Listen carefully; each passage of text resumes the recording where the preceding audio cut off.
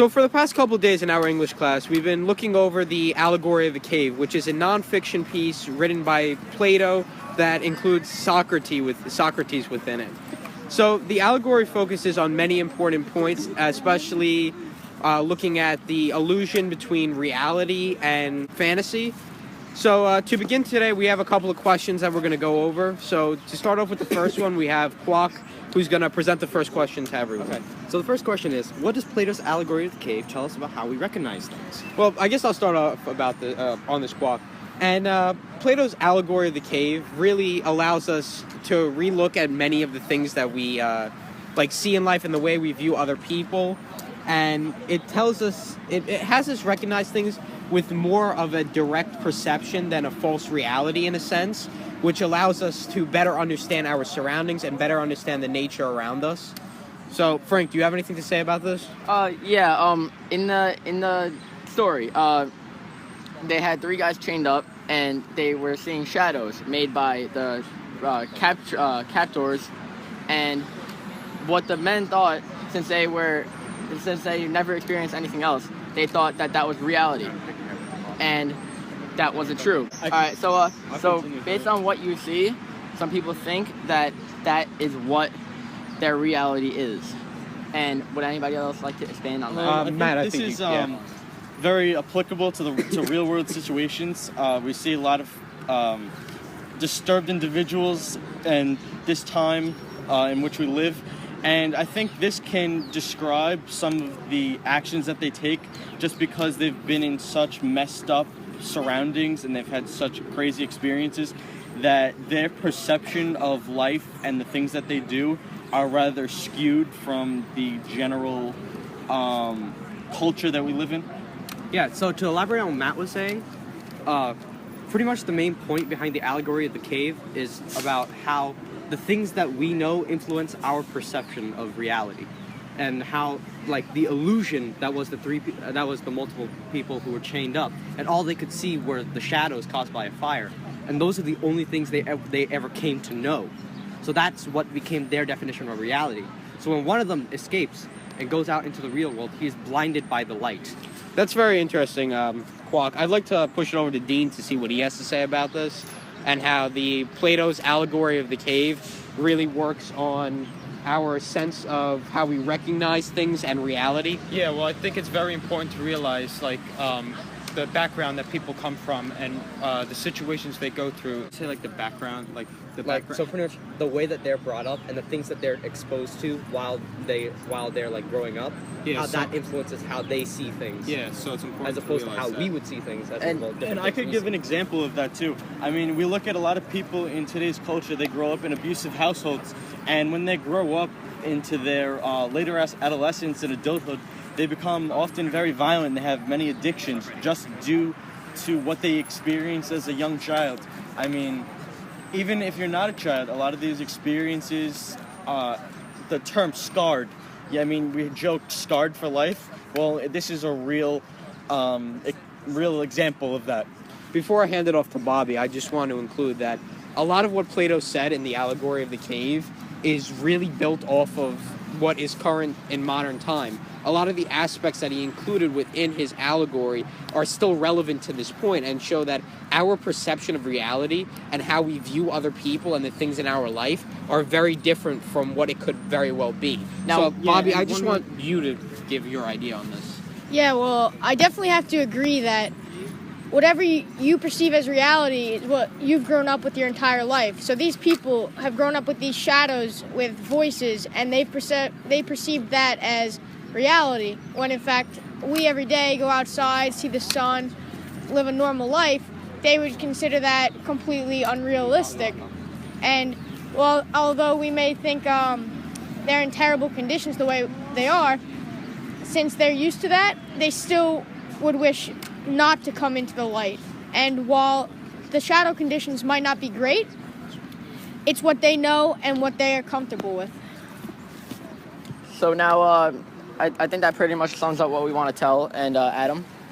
I wanted to go on to one of the next questions that we have here, which is extremely important to what we're currently doing this year, and it's extremely important to what we see in reality. So to go back to the question of like, what do we think shackles the mind in our current society? And really, if we haven't experienced it directly in our life, we know someone or have seen something in our society that could be an example of the shackling of the mind. Example of the shackling of the mind could be something as simple as something that is not allowing the proper perception of reality to be present within the people's heads. And this is happening in a lot of people, and I think Matt has more examples of this. Not necessarily in Plato's time now, speaking in. I'm talking about more in today's world. You look at a lot of people, you have addiction homes almost everywhere you look now. It's a big issue between drugs, alcohol, etc. I think you could consider that the shackling of the mind. It's a false reality that's just that they're so exposed to for such great lengths of time that it becomes part of their everyday life to such a point where it's almost common to them. They think it's a normal occurrence. Basically. And just before I hand this over to Frank, we're really starting to see this in our society. That you brought up a great point where you said the false perception of reality, and what that is prevalent in our society, especially when we just look at normal people too. If you go down to the general population, we really begin to see that as of this point in time, there is a great growth of a false perception in reality, and that is hurting our society and making us stray away from the truth in a lot of senses, which is what we see in Plato. So Frank, you had an important point that you wanted to put in. Yeah, and sometimes you'll be watching TV and you'll see a commercial about starving kids in like Africa or something. If you think about them, or in a different country, anything, if you think about kids like that, they have no idea what we can experience, and they just believe that they'll always be hungry. They can't get anything better than what they have. They don't know. It's very sad, and because of that shackling. I'd like to throw it over to Dean too. Yeah, one thing that came to my mind when you said shackles of the mind was a disorder called PTSD, which has to do with war veterans. We actually did a project on that earlier in the year, and basically war veterans, soldiers, in Iraq, Afghanistan, wherever it is, something as simple as a noise could shackle their mind and result in disturbing actions that take place in this person. And obviously, I guess speaking for us, we can't experience that. We haven't experienced these tragic events and what they have witnessed, but all we do experience is the reactions of them and the suffering that they go through in this poor sickness. Okay, due to time constraints, I'm going to have to throw it over to the next question. I'm immediately going to start off with Bobby and Quoc on this one. So for another question that we really wanted to look at was we wanted to describe other caves in our modern society in which people might be imprisoned or feel imprisoned. And this goes back to the shackling of the mind. It's very consistent and constant amongst all the questions and what we see in Plato's Allegory. So I'm going to give it straight away to Bobby. Well, I want to answer this question with an analogy. A person who has very poor vision goes through life seeing the world as a blur, and they think that's normal, they think that's reality, when in fact, when they actually get glasses, they see the true world and it opens up their eyes. Would you also say that works with the blind and the deaf too, in the same Absolutely, way? Same way. And especially for them more so is because it's been through birth. So now I want to throw this over to Quoc, who also has a very important response to this question. Yeah, so I believe Matthew and Frank mentioned a bunch of good analogies or examples in our modern society in which people can feel imprisoned or have a skewed version of reality. In a similar manner, I like to talk about people who are like addicted to drugs.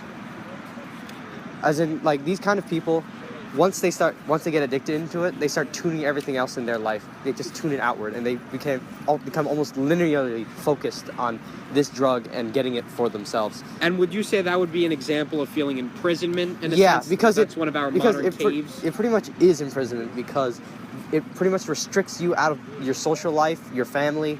It pretty much just limits you from everything that you like all the facets of your life that you might have once had. Okay, Dean, I think you also have an important. Yeah, I think one in this modern life, another example of like a cave in this modern life is actually more personal. Something I think most of us can relate to, death of a family member. It's a very good one, actually. Yeah, when someone dies so close to you, it's so personal that no one else could experience it. Therefore, I feel that's an imprisonment where no one else could feel your pain except the family members. And I'm just going to go over to the last question for today. And I feel this really sums up everything we've done and the whole topic in general. The allegory proposes that there is a distinction between appearances and reality. Do you agree with this? And if so, why or why not? I think so, because we always hear about types of drugs that make things just pop up in front of you and they're not really there, like false hallucinations and experiences. So I think that's an agreeable point. Yes. And before I hand it over to Frank for the last response, this can be seen on such a simple level if you just look at, let's say, a woman putting on makeup, right? That provides you with a distinction between an appearance and reality. Although you might not see reality, the appearance is there, and there's a very powerful distinction between that. And that's on a very simple level. It can get much more complex. And I think Frank would like to go more into the complexities of it. I like to watch movies, so I have a bunch of references to them. So one classic movie that I'm sure many people have seen is the Wizard of Oz, and in that the wizard seemed to be this great, powerful being, and you had nobody had no idea what he could do. They all thought he was magical, and he actually was just a man behind a curtain, and that's appearance. A great distinction between perception and reality. Thank you, Adam. And I think Bobby wants to say one more thing about appearance and reality. Here you go, Bobby. All right, so this question ties directly into everything is not always as it seems. So what you perceive isn't necessarily reality, just as the shadows that they saw in the cave weren't reality. So, for example, you could see someone, they could look like they're doing fine, but really be going through a tough time or struggling, but you don't know that. So you think everything's normal, but in fact, in reality, everything's not okay. Yeah, and just to really conclude today, we just see the fact that Plato's allegory of the cave is more relatable to our lifestyle than we originally thought. And really, everything about Plato's lifestyle and the way he conducted the allegory of the cave really fits in with the style of society we have today and these struggles between perception and reality that each and every one of us contain. So to end it today, we really believe that Plato's allegory of the cave can help each and every individual, and it really advances our thoughts and the way in which we view and perceive reality. Thank you. Gentlemen.